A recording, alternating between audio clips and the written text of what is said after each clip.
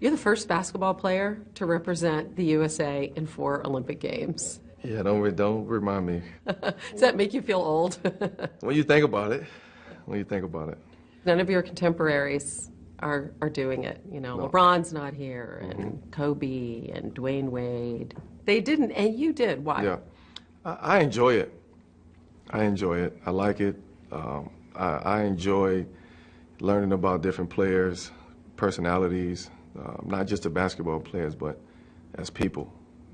And I feel like I'm kind of that bridge, that gap, between the veterans and the young guys that's a part of the team.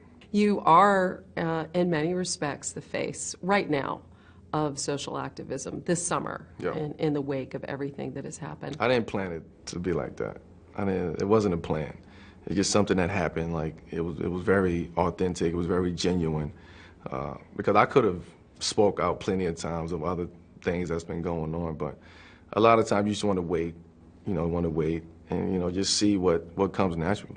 I know that you spent some of your childhood in Baltimore. You marched in the Freddie Gray protest. You had been involved in ads for gun control, but you had never gone to the extent that you did with your Instagram post. Yeah.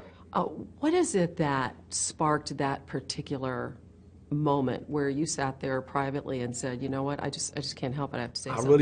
I really don't know. I was watching the news and I just got tired of seeing it, and I'm just like started typing and typing and typing, and before you know it, that Instagram post went up. Why do you think that it resonated with so many people?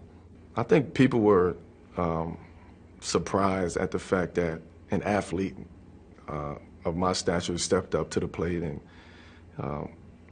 said something. A lot of times with athletes, we are kind of afraid sometimes of speaking out on different issues, and I think it's the platform for us to say something. We needed our voice to be out there. The urgency to create change is at an all-time high. You were the impetus, the opening of the ESPYs. What were those conversations like as you brought LeBron and Dwayne Wade and Chris Paul to the stage? Well, it was, we have a group chat, and, they actually was like, we need to do something. Like, Melo, you called us out. We have your back. We support you. We need to figure this out.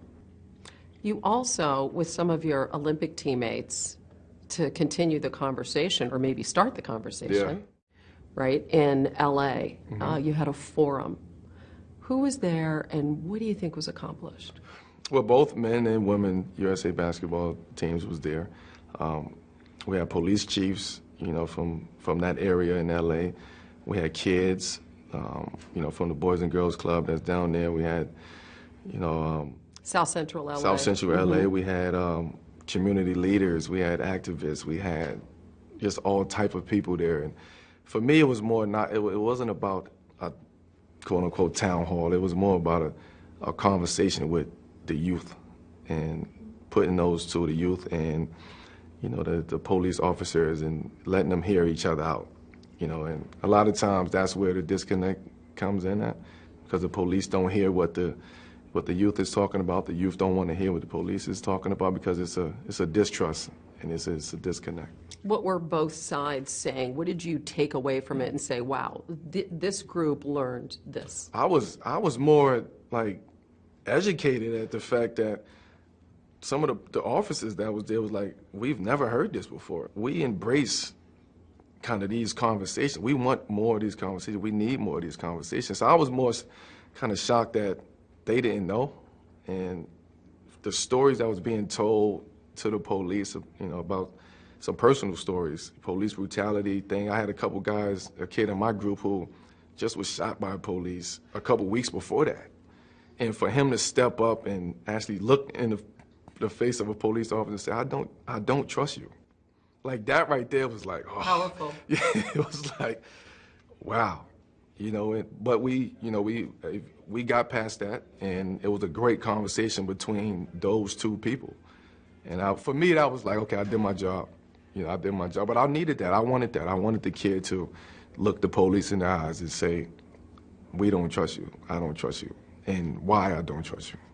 What did you share from your personal experience with those kids? Well, I mean, I grew up in that. I've seen police brutality before, and I've experienced police brutality, not at that high level, but I've experienced it before. And for me, it was just easy for me to tell that story because that's what's going on right now. What do you think needs to happen going forward to really affect true change? Because your point is the system's broken, and that's what we've got to fix. Yeah, my opinion is we have to put more emphasis on the school systems, education, in-home education, different programs, educational programs, whether it's more rec centers, whether it's more Boys and Girls Clubs, we need more initiatives, for kids to take advantage of. And we need to be educated. We need to educate our youth because right now it's a major disconnect. And another point that I was making in that conversation was the police. I mean, you have to abide by the law. You're not the law. I mean, at the end of the day, and they was very receptive, to knowing that. How committed are you to continuing this? I'm committed. And we got to get our youth back, out the streets. We got to get the community feeling back. And we need police to do that. I mean, we need them to protect and serve, but we also need them to kind of build these bonds back into the community because it's lost right now. How familiar are you as you go into the Olympics with the Black Power salute, with what Tommy Smith and John Carlos did? I'm very, very aware of that. That's a very powerful image. I actually have that picture. As soon as you walk in my house, I have that picture there. Really? Yeah, and this was way before any of this was going on. But I just look at that moment and the way that they seized that moment. It's a backstory to the guy from Australia that's in that picture too, that was going through something in Australia. He supported them. He supported them, and a lot of people don't know that story. And he suffered consequences. And he suffered consequences back in Australia. So that's another story that I think needs to be told because while we were going through something in our own country, he was going through something in his country. So it wasn't just about us, it was about the whole world. That was in 1968. Think about that. Yeah. And here we are, 2016, and still going through the same thing. As you go to the Olympics and the platform becomes bigger and bigger, have you thought about using the Olympic platform? I've honestly thought about it. I just don't have the answers to what should be done. And then I'll sit back and I'll also say, okay, this is the biggest platform. The whole world is watching. What better way than to make a statement than it is to go out there and win a gold medal and become united. That's bigger than any other protest that we could possibly do on that stage. What sense did you get seeing KD for this first appearance there at Oracle, and now you've seen him play with Draymond and Clay, about how that's going to go? Well, I think they'll have an adjustment period. There's no question about it. Playing with KD is fun. I've coached him twice. This will be the third time I've coached him, and actually I almost made the Beijing team as a young guy from the select team. He's been that good. He's been with us the 11 years, and I see him grow. He's even better now because he's very competitive, a little bit more vocal, and is a good teammate. And that night I wanted it to be special for him because he's very sensitive, and he wants everyone to not necessarily like him, but respect him and think highly of him. So that decision knocked him back, I think, a little bit. And we've been talking. The criticism that he engendered by deciding to go with the Warriors. Yeah, one thing I told him, I said, when you're really good, you're going to be criticized and you're going to be hated by a certain amount of people. Just if you win and if you're really good, you might get 50 letters and 49 of them say how much they love you. Don't let the one letter ruin it. But we do a lot of times until you get a kind of immune to that. I said, so that's what you're going through now. And a lot of people are not going to like you because of the decision you made.